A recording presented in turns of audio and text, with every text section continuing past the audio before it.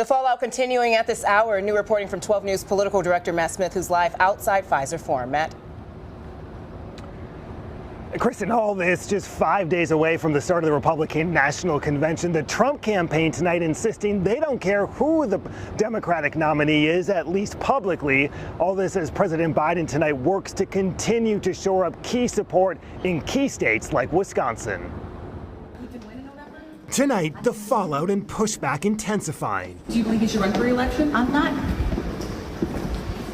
speaking English to you. A chaotic Capitol Hill, more Democrats calling on President Joe Biden to drop out. George Clooney, who just hosted a major fundraiser for Biden several weeks ago, in a scathing New York Times op-ed today, saying we are not going to win in November with this president. What do you make of a prominent fundraiser, George Clooney, saying you gotta go? I mean, look, Joe Biden is our president. Joe Biden is going to get the nomination. Joe Biden needs to win re-election. Racine Mayor Cory Mason, one of some 200 mayors on a call with President Biden last night.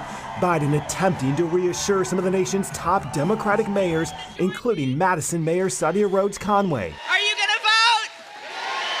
All right, let's finish the job! Who rallied for Biden Friday in Madison, and Milwaukee Mayor Cavalier Johnson. He did address head-on his debate performance from about a week ago.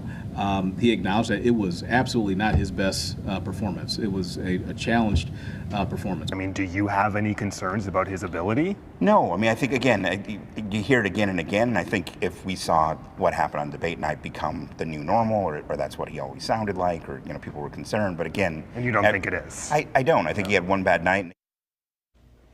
Matt, breaking late this afternoon, you have new reporting on where Democratic Senator Tammy Baldwin stands. A key Democrat, Kristen, who is up for re-election in the fall, telling me first exclusively in a new statement tonight, quote, I traveled all around the state last weekend and I heard concerns from Wisconsinites about whether or not the president has what it takes to do the job for 4 more years. I have passed on those concerns to the White House, but at the end of the day, she says that is the president's decision and my focus is on working hard for the people of Wisconsin. A statement at this hour, Kristen, that is receiving a ton of attention. All right, political director Matt Smith live in Milwaukee. Thank you.